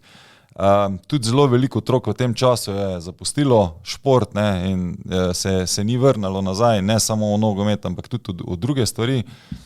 Kje smo tu, se pravi, kje je nogometna zveza? Jaz vem, da program Grassroots je en tak zelo velik program, kjer bi želel spodbujati pa vključevati čim več vseh, se pravi, v nogomet, govorimo pač o najmlajših, predvsem, zraven so pa potem še en kup drugih aktivnosti, se pravi, kot so MNZ centri, kot so ONŠ, festivali, nogometni razredi, se pravi, zdaj tudi imamo že dekliški nogometni razred, nekaj let, da ne bomo misli, da je od včeraj, ne. To je ponovno en kup aktivnosti pa dejavnosti, ampak kaj bomo mi naredili, se pravi, ali pa kaj bo krovna organizacija s predsednikom naredila za to, da bomo imeli čim več otrok, ker vem, da pred letom je že bilo cilj, da bi iz 4%, ki je bilo takrat registriranih nogometašev, to številko dvignali proti 6-7. Dobro, seveda je korona vplivala na marsikaj in takrat smo mi z izjemno veliko komunikacije z odločevalci tudi na strani države in politike poskušali minimizirati neko škodo in uspeli speljati praktično vsa tekmovanja. Je res, da je v določenem obdobju bila totalna prekinitev nekih aktivnosti, ampak korona je pustila posledice. Pustila je posledice na številu delno, pustila je posledice na obisku na igriščih, ne, pustila je posledice na transferih klubov in tako naprej. Ampak zdaj po koronskem času, tako kot sem že prej povedal, nogomet je šport številka 1, veliko zanimanje mladih je za nogomet in Nogometna zveza skozi Grassroots programe in tudi skozi določena oglaševanja poskuša privabiti čim več mladih v nogomet. Mi smo zdaj nekje bliž 60,000 registriranih igralcev, to kot jih imajo vsi ostali športi v Sloveniji, ampak še vedno ocenjujemo, da je še veliko število mladih, ki jih je treba v nogomet na en način povleči. Gre za relativno enostaven šport, gre za šport, ki ne zahteva velika finančna vlaganja, vsaj ne v osnovah in v začetku. Izvajamo programe, veliko je teh programov, ki ste jih sami našteli, tudi pomagamo vzpostaviti to množičnost in pomagamo klubom, da bi čim bolj prišli do mladih skozi vrtce, skozi šole. Predvsem je tu ključna vloga kluba, ampak Nogometna zveza skozi te svoje programe in support poskuša na vse možne načine predstaviti nogomet kot zelo koristen šport in tudi zelo atraktiven šport, na drugi strani, da na en način privabljamo čim več ljudi, ki bi se s tem ukvarjali. Eno tako vprašanje, ne? Vem, da fakulteta za šport zelo se trudi že več let, mislim, da že več kot 10 let, ne, da bi spravili šport v šole, da vsak dan 1 uro, da bi imel učenec možnost, se pravi, biti gibalno aktivna. Kako je mnenje, če bi ta slovenski prostor skupaj stopil, govorim športni, da bi se malo pritisnili mogoče na državo, ker vse raziskave, ki pa danes govorijo pa ravno o tem, da tisti, ki so bili v športu, so se naučili reda, discipline, marljivosti, sodelovanja in še kaj drugega, torej, da bi država tu lahko naredila kak korak proti temu, da bi mi lahko mogoče, ker jaz pogrešam malo več propagande na teh stvareh, ne, koliko je gibalna aktivnost pa udeleževanje v športu za razvoj otrok zelo pomembna. Jaz tudi eden od naslednjih gostov, upam, da bo dr. Rajevič, ki nam bo še predstavil, ima pa v Sloveniji, vem, da zelo obiskan ta NTC center, ne, kjer predstavlja, kaj pomenijo današnje pasti računalniki, televizori, telefoni napram gibalne aktivnosti pa razvoja centralno-živčnega sistema. Ne. Še, ko smo se pogovarjali o neki preteklosti, smo rekli, koliko so otroci preživeli časa takrat na igriščih in to je bilo dobro došlo. Tudi ukinitev recimo telesne vzgoje ali pa športne vzgoje kot nekega obveznega predmeta v šolah ni bila najbolj posrečena, ker tu so otroci res že v osnovah v šolah imeli ta predmet nekega športnega gibanja in to bi po moje bilo smiselno uvajati tudi ponovno. Ne? In da se tudi pri tej vzgoji dejansko izvajajo športne aktivnosti. Ne, mi imamo šport, mi imamo, ampak je količina ure, rečemo, na razredni stopni, se pravi, ali pa do 6. razreda je 3-krat tedensko, kar pomeni efektivno, glede na to, da so zelo kratki odmori, rečemo, da spravimo 35 do 40 minut na dan. Ampak tam 7., 8., 9. razred je pa še samo 2 ure na teden, kar pomeni 2-krat po pol ure, da tako malo karikiram, je zelo težko nekoga navdušiti ali pa pripraviti njegov telesni ustroj na tak nivo, da bo on začutil željo potem, da bi pa še nekaj več. Ne? Ja, tu je pa še druga zadeva, so potem, ko govorimo o treningi in klubi, ampak tu imamo pa več problemov, saj, kar jaz opažam, pa ne vem, če imam prav, da se otroci zelo hitro naveličajo enega športa, pa bi šli v drugega in starši jih peljejo iz enega športa v drugi, tretji, četrti, na koncu otrok praktično odneha in se ne ukvarja z nobenim, ampak obvisi na teh modernih inštrumentih, govorimo o telefonih, računalnikih in podobno. Spodbujati otrokom neko ustrajnost, neke navade, tudi starši na en način morajo s svojimi primeri pokazati, da je šport, vadba in zdrav način življenja pomemben, tako da na ta način mogoče dosegli veliko več kot samo oglaševanje, ker oglaševanje včasih ni dovolj. Ja, ampak hotel sem samo reči, moje mnenje je, da bi mogli pač malo več spodbujati na nek drug način, se privabiti ljudi. Jaz imam včasih občutek, da samo čakamo, da bo nekdo prišel, pa da bo videl, da to obstaja. Da ne privabljamo, to je bil bolj moj point. In kasneje, v bistvu, se pravi, večkrat, ko bodo ugotovili, da je to pač to, kar je, ker zdaj pač malo karikiral, prehrambena industrija imamo vsake 5 minut, pa na vseh plakatih, ko bomo se pelala zdaj zvečer domov, mislim, vsi mi, ko smo tu v sobi, bomo zagotovo videli, ne vem, piščančja bedra, pa zrezke, pa še kaj drugega, ne bomo pa videli, koliko je pomembno biti gibalno aktiven, pa iz večjih vidikov biti, ker spet na drugi strani, to je zrečemo pa naslednja moja taka tema, ki mi je vedno zanimiva. Na eni strani je grassroots, na drugi strani je pa nogomet za odrasle. Tega jaz rečemo zelo pogrešam. Teh veteranskih lig ali pa možnosti, da bi klubi ponujali, to je pač normalno spet na klubih, da bi klubi ponujali rekreacijo za svoje člane, nekdanje ali kakorkoli. Mislim, da je zelo malo klubov v Sloveniji, ki to omogoča.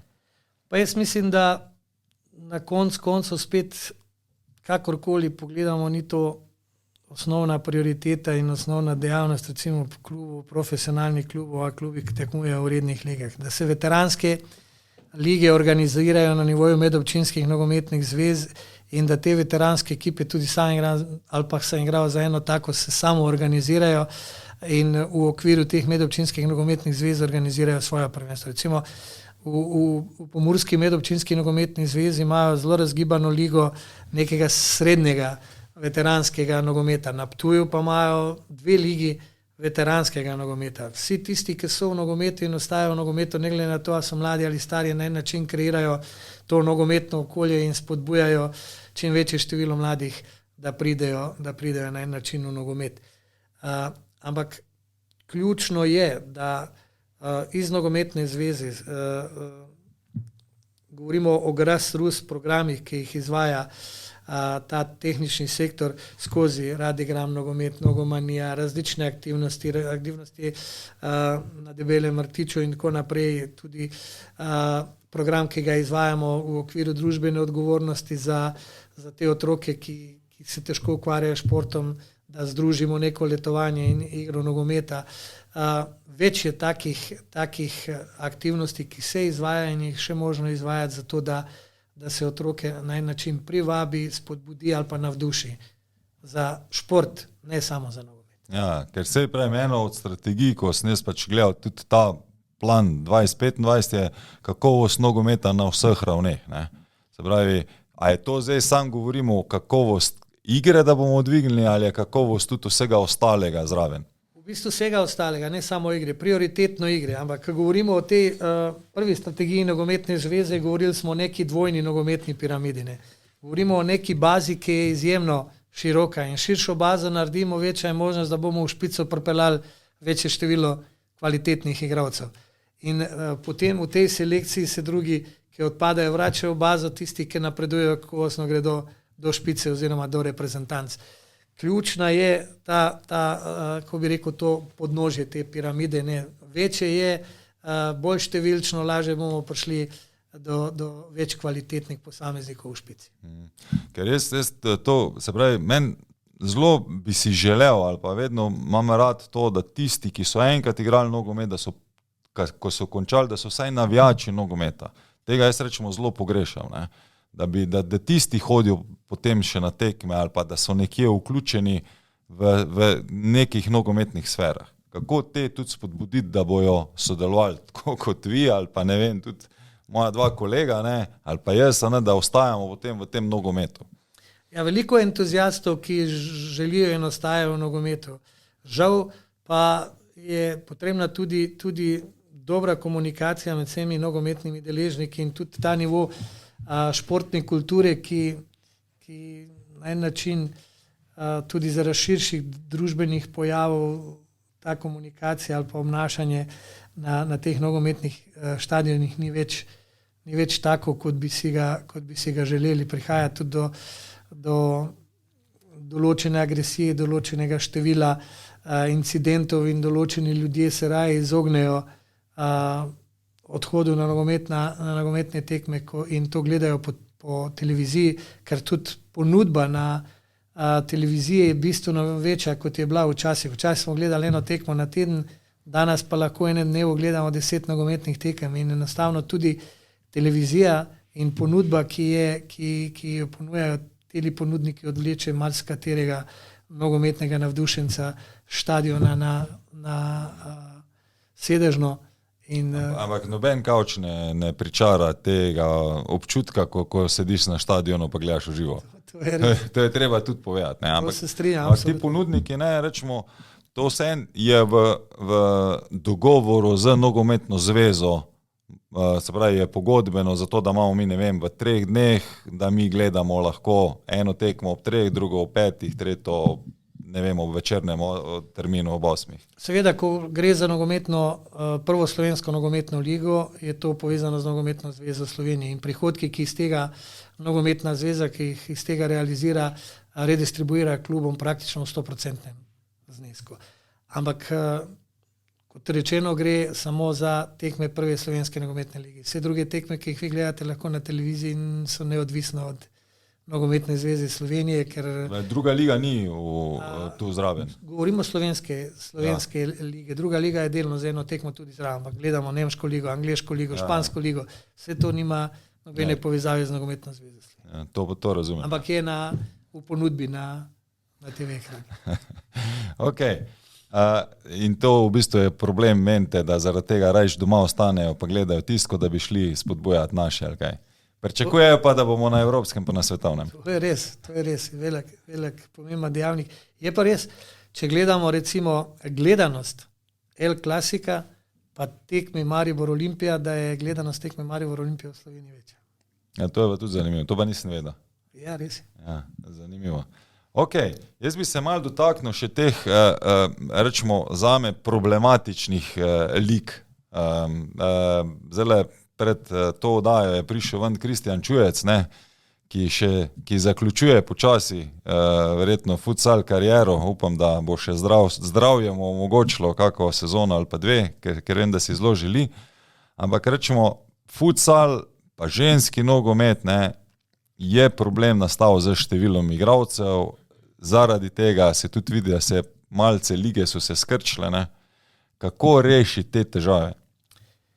Ja, nimamo čarobne palce za kaj takega, ampak dejstvo je, da na istem prostoru imamo zelo veliko število športov v Sloveniji, ki na en način različno vlečejo mlade. Ali je to košarka, ali je to rokomet, ali je to futsal, ki se spet na en način kakorkoli obrnejo, ne glede na to, da je oboje na nogometni zvezi, se delno konkurira na en način pri mladih. Futsal se v Sloveniji razvijal relativno dobro in futsal reprezentanca Slovenije je skoraj redno udeleženka evropskih prvenstev. Sicer preboj na svetovno prvenstvo nam ni uspel, ker je to tudi teže, ampak jaz se nadejam, da nam bo to tudi uspelo. Priliv mladih v futsal je nekje enakomeren. Ženski nogomet pa nima neke dolge tradicije, čeprav moram reči, da je, vsaj kar se tiče mladih igralk, govorimo o reprezentanci v 17-19, zelo mlade nadarjene reprezentantke, imamo A reprezentanco, ki je v redu, ampak imamo ligo, ki je polarizirana. Imamo 3-4 klube, ki delujejo dobro in so kvalitetni, imamo 3-4 klube, ki so nekje v drugem kakovostnem razredu. Seveda to ni enostavno, to je proces, ki bo trajal še nekaj časa, da skozi večje vlaganje v ženski nogomet, skozi oglaševanje, skozi popularizacijo. Mi smo z Planetom uspeli dogovoriti tudi prenose ženskih tekem, da na ta način poskušamo spodbuditi čim več deklic, da pridejo v ženski nogomet. Zdaj, spet pojavom ženskega futsala se spet zadeva mal na en način oteži, ker iste igralke ne more igrati futsal in veliki nogomet. Tako da širiti to populacijo zainteresirane mladine, da igrajo ženski nogomet, je ključno vprašanje in naloga, ki jo izvajamo. Jaz imam tu eno tako provokativno. Provokativno. V trenutku, ko je NZS dal odredbo, to zdaj ne vem, je bilo to strani UEFA, da morajo nogometne šole biti pod okriljem klubov, ki tekmujejo v določenem rangu tekmovanja. To pomeni, prva liga mora imeti vse selekcije od U9 do mladincev, da lahko tekmuje v prvem kakovostnem razredu. Za drugo ligo lahko manjka, ena selekcija, za tretjo ligo lahko manjkajo 2 selekcije, ne? A je tu naslednji korak, da bojo mogli klubi imeti še zraven, na začetku ženske ekipe, ki bojo, mogoče na začetku samo ena, pa potem polniti naslednje, pa podobno potem, da se bo priključilo še zraven futsal, ker to je pa rečemo Kristjan zelo dober rekel, meni je bilo pač všeč, da grd rečen je veliko odpada v mladinskih kategorijah. Sploh jaz vem, da sem v Celju, pa tudi v Velenju sem vzel kadete, takrat je to bila, zdaj bo verjetno to U15 ta selekcija, ki bo se veliko, ko bo zelo velika količina igralcev, jaz sem jih imel vedno na pripravah 40, in potem si jih v ligo vzel 20, Kar pomeni 20 igralcev, ali smo se dogovorili z okoliškimi klubi, ampak od teh 20, 10 je bilo toliko razočaranih, užaljenih, da so nehali. Da bi se te lahko potem kanalizirali, rečemo, v futsal, da ne bi šli takoj ven iz nogometa. Dobro, to je, pridemo do preference vsakega posameznika. Ali ta otrok, ki ni izživel ambicijo, da igra veliki nogomet, želi igrati futsal. To je zdaj vprašanje za vsakega posameznika. Ampak to, kar ste načeli prej, seveda sistem licenciranja na en način, da ne rečem spodbuja, ampak na en način obvezal klube, da morajo imeti neko piramido, če želijo tekmovati v nekem rangu tekmovanja. Če želijo tekmovati v prvi ligi, je ta piramida taka, v drugi ligi taka in podobno. Mi smo to probali tudi na ženskem nogometu, ampak bolj spodbudo, da recimo, mi smo danes sprejeli sklep, da vsaki klub ženske nogometne lige, ki ima piramido za licenciranje, dobi recimo po 1000 evrov, da rečemo. Govorimo o ženskih klubih. O ženskih klubih. Ampak težko je nekoga obvezati v situaciji, ki je to tudi praktično težko izvedljivo. Da se razmišlja o tem, da bi klubi, ki tekmujejo na najvišjih rangih tekmovanja, imeli tudi svojo žensko ekipo. Ja, razmišljanja gredo v to smer. Kdaj konkretno bo to obligatorno postavljeno, težko rečem. Se zna zgoditi, da to UEFA postavlja? Govori se o tem, da se iščejo rešitve tudi v tej smeri in ko pogledamo neke velike klube po Evropi, te klubi imajo svoje ženske ekipe.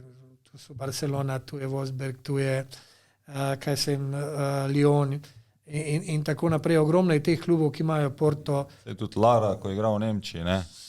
Seveda, ima moški ženski klub pod istim okriljem. Mi imamo prvi primer v Sloveniji, ki se zgodijo, to je Mura in ženski nogometni klub Pomurje. Zdaj so se združili. So se združili, se pravi, že neformalno take povezave se začenjajo in verjetno da ne prejudiciram, ker o tem se samo govori, da mogoče tudi jutri pride do usmeritve, da bodo klubi imeli tudi svojo žensko ekipo.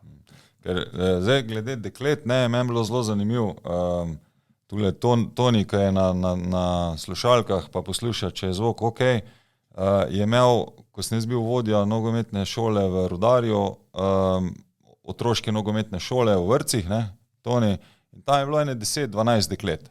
Drži, vse lahko poveš na glas, ko se bo teklo zagrabil mikrofon, kaže prst, razmišljal sem, ker mi smo imeli zelo veliko težav, tudi če smo delali reklamo po šolah, da bi se dekleta v tem obdobju, ko so malo večja, ne vem, 10, 12, 13 let, da bi se takrat odločala. In sem bolj razmišljal, da bi bilo potrebno verjetno tu malce spodbuditi te otroške nogometne šole, ker takrat se deklice ne identificirajo na takšen način in bi jih potem morali pa zadrževati znotraj kluba nekako. Ampak to bi mogel tudi biti projekt, ki bi trajal zdaj naslednjih 7 do 10 let verjetno. Verjetno ne rabi svoj čas, ampak že to, ta možnost mešanih ekip, da ženske igrajo tudi v določenih kategorijah skupaj z moškimi v ekipah, tudi ni slabo, ampak projekt, da se zagotovijo mlade ženske ekipe, ki bi kasneje zagotovili neko tako vsaj številčno manjšo piramido, pa bi trajal nekaj več časa. Ampak dela se na tem poskušamo delovati, koliko uspešni bomo, je težko napovedati. Ko vem, koliko smo se mi trudili narediti takrat selekcijo U13, ker je nogometni klub Šalek, se pravi ženski del v Velenju, se ugasnil, in smo poskušali ta dekleta zadržati, ampak je bilo to meni osebno ni uspelo, mi je bilo pa ravno to zanimivo, da smo se pa s Tonijem pogovarjali, je pa rekel, da ima 12 deklet si imel, nekaj tajega. Ja. In da je to bi bila varianta, ker to, ko govorimo, se dekleta priključujejo, zato je bilo tudi Kristjan rekel, zakaj ne bi se še futsal priključil zraven, rečemo, k takšnim klubom, ker ne vem, vse tujini, Španije je to kar dosti velika praksa. Ja, je to zanimivo. Jaz spomnim tudi v Velenju je bil klub Škale, ki je bil en od prvih klubov ženskega nogometa, zelo uspešen. Celo zadnji so srečal nekaj teh deklet, ki so igrali v tej ekipi Škale, ki so bili državni prvaki. Ja, Velenje, pa ne samo Velenje, povsod je treba spodbujati predvsem to, o čem smo govorili prej, da se otroci ukvarjajo z nogometom in da je čedalje več teh deklic, ki se tudi ukvarjajo. In ta ženska populacija v nogometu je čedalje bolj množična in številnejša, tudi ne samo med igralci, ampak tudi med gledalci. Tako da zdaj, ko pogledamo recimo neko fizionomijo gledalcev na nekih nogometnih igriščih, vidimo, da je skoraj polovica žensk. Ja, dekleta rada gleda. In tudi usmeritve so v tej smeri, da poskušamo čim več deklet. Tudi pri nas v oddaji, je bila Lara Prašnikar, je bila Dominika Čonč, Sara Agreš, Lana Golob, pa se prav čuti, da dekleta malo čutijo tudi odgovornost, se pravi, glede na to, da reprezentanca, ženska reprezentanca res dober zgleda, Tudi tekmovalno se čuti, da so nastrojene in željne iti na eno veliko tekmovanje, ampak hkrati pa čutijo to pomanjkljivost, se pravi, ali pa zelo velik razkorak, kako izgleda to tujina, ker te dekleta vse igrajo tujino, ampak vse začele so pa igrati v Sloveniji, ne, da bi se tu moralo tudi one malo pomagati pri spodbudi mlajših igralk. Mislim, da to punce zelo dobro počnejo. Jaz moram reči, da nedolgo nazaj smo imeli 1-2 igralke v tujini, imamo praktično celo žensko nogometno reprezentanco zdaj v tujini in so punce res prave ambasadorke tega ženskega nogometa. Jaz sem bil na zadnji tekmi v Cardiffu, ki so igrale proti Walesu in bi morali zmagati na tej tekmi. Borili so se zelo srčno, res sem bil ponosen na nje. Ni jim uspelo zabiti tega gola, ampak so odigrale vrhunsko tekmo. Zelo so blizu, zdaj so v Turčiji zmagali tudi ta turnir, ne tako lahek, kar težek turnir.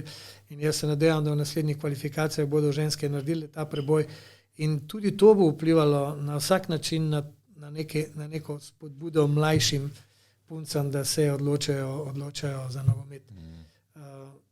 Ja, je kar zanimivo. Da ne bomo pozabili, tudi Matejo Zver smo imeli, ne? Vrhunska igralka. Legenda že ženskega nogometa. Vrhunska igralka. Zdaj, če se še sam lotimo te strategije, se pravi, prej smo omenila kakovost, eno od strategije je tudi pač vlaganje v nogomet. Kaj to bolj konkretno pomeni?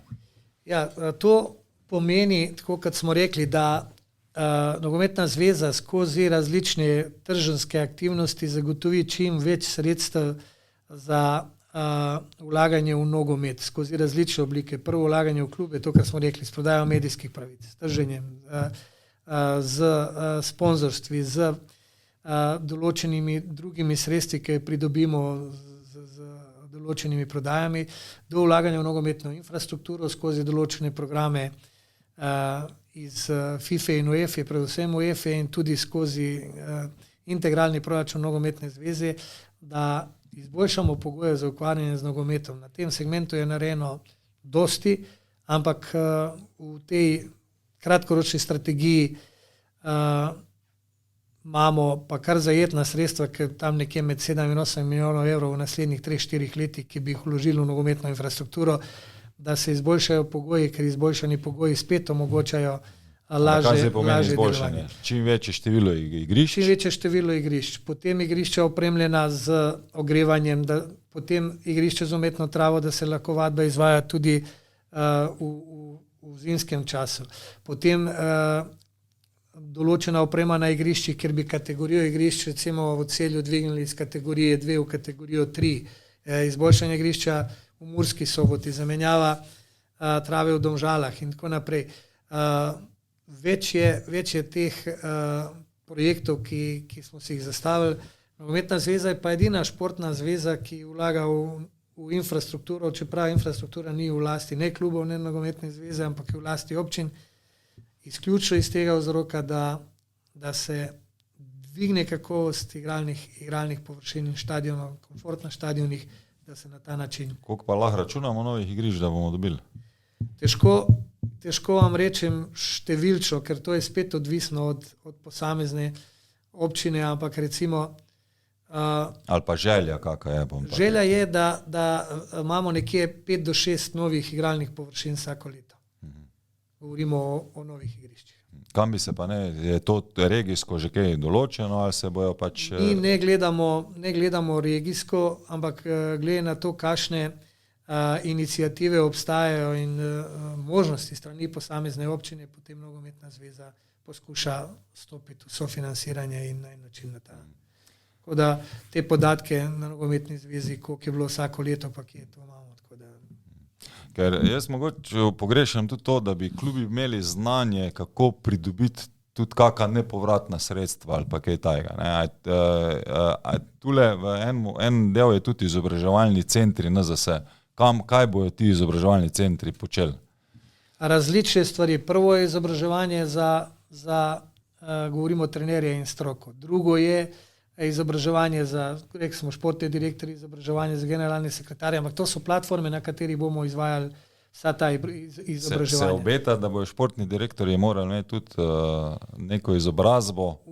V v procesu licenciranja, da Želja, kako časovno, težko rečemo v tem trenutku. Potem govorimo o regijskih centrih, kjer bodo regijski inštruktori poskušali izobraževati trenerje v lokalnem okolju za način vadbe, način delovanja v tem manjših klubih in tako naprej. Več je teh Se pravi, tudi mentorstva pa tako naprej, to je verjetno v sodelovanju pol tudi z Zvezo nogometnih trenerjev Slovenije. Seveda, oni ta program že delno izvajajo, ker starejši izkušeni trenerji delajo s trenerji mlajšimi, z prolicencami, tudi začetniki, da skozi ta program mentori talenti napredujejo hitreje. Midva sva tekmo odigrala, ne? Tako da bomo počasi tudi zaključila tole našo tekmo. Jaz mislim, da smo zelo veliko golov dala. Spravi, da smo zdaj v nadoknadi čas. Zdaj smo že v sodnikovem podaljšku, tako da počasi bomo tudi to, da bomo šli v podaljške ali kaj, ampak ne bi predolg, ker vem tudi, da je tudi za vami zelo dolg dan, ne, pa še dost informacije verjetno bilo predelanih pred tole oddajo. Bi pa vseeno vprašal ena dva standardna vprašanja, čisto na konc, ne. Zelo radi, ali pa moja želja je osebno, da bi dali vedno neko sporočilo mlajšim igralcem in pa staršem na drugi strani, ker primarna celica je vedno družina, ne. Kaj iz svojih izkušenj ali pa iz tega, kar zdaj znanja dolgoletnega, marljivega dela, kaj bi svetovali enemu mlademu igralcu? Jaz sem se moral skozi stvari prebijati na en način sam, ampak mladim igralcem bi svetoval prvo, da imajo željo, drugo, da so vztrajni, da imajo ambicije, da imajo cilj in da na tej poti vztrajajo, ker samo vztrajanje in trdo delo pripelje tudi do željenega rezultata. Staršem bi svetoval, da ne živijo ambicijo svojo skozi svoje otroke, ampak da te otroke spodbujajo in stojijo ob strani in pomagajo in da ne hitijo in ne uporabljajo instant rešitve, ker te ponavadi ne pripeljejo do pravega cilja, da so potrpežljivi in na ta način bo lažje priti do željenega rezultata. Smo kaj zelo pomembnega pozabili? Ali smo dosti v redu predstavljali vse odgovornosti predsednika Nogometne zveze Slovenije? Mislim, da nismo zajeli vse, ker to je itak nemogoče, ampak generalno mislim, da smo se dotaknili širokega spektra tem in da smo, mislim, kar dobro zajeli to nogometno. Da vidimo, koliko je v bistvu stvari, ki se odvijajo v ozadju, pa vprašanje, če bojo, verjetno naslednji teden ne bojo, ne? Koliko se igralci ne naredi, ampak bojo v nekem doglednem času. Seveda vedno je lažje komentirati stvari, ki jih v podrobnosti ne poznaš. Recimo delo Nogometne zveze velika večina gleda izključno in samo skozi rezultate reprezentancije. V bistvu delo Nogometne zveze vse drugo kot to, ker je zadeva izjemno kompleksna in široka. Ampak zato je pa nogomet zanimiv, zato je tudi zanimiva ta funkcija na en način, je res tudi, če ni profesionalna, je izjemno taka časna in jaz se s ponosom upravljam. Jaz se res zahvaljujem za tale čas. Jaz sem zelo užival, upam, da je čas hitro mineval, ne. Tudi se zahvaljujem, ker vem, da ste podpisnik tega, da smo mi zdaj iz centra v gol, pa Nogometna zveza Slovenije, se pravi, da smo v partnerskem podcastu. Tako da želim vse najboljš v kmalu prihajajočih kvalifikacijah, pa da smo spet na enem velikem turnirju v bližini. Sem se pa zdaj še spomnil 10 stvari, ki jih nismo predelali, ne? Mogoče v kaki drugi priložnosti. Res ne bom kradel, predvsem kaj pomeni organizacija takih velikih tekem, kot so reprezentančne ali pa ko je bilo nazadnje U21. Mogoče pa v naslednjem podcastu, ko se dogovarjamo z gospodom Pavlinom, da mogoče z njim gremo tudi lahko čez kakšno tako zadevo. Seveda lahko tudi, ne, je res, da to so veliki zalogaji, ena taka mednarodna tekma, sploh pa eno prvenstvo, ki smo ga organizirali skupaj z Madžarsko, ker Slovenija glede na infrastrukturne možnosti niti ne more organizirati več kot vso organizacijo, eno tako mladinsko prvenstvo, ne mladinsko, ampak prvenstvo do 21 let. Tako da je veliko še zanimivih tem, ampak moram reči, da smo se dotaknili kar veliko. Super. Hvala lepa še enkrat, pa v priliki ponovno. Enako in vse dobro tudi pri vašem delu.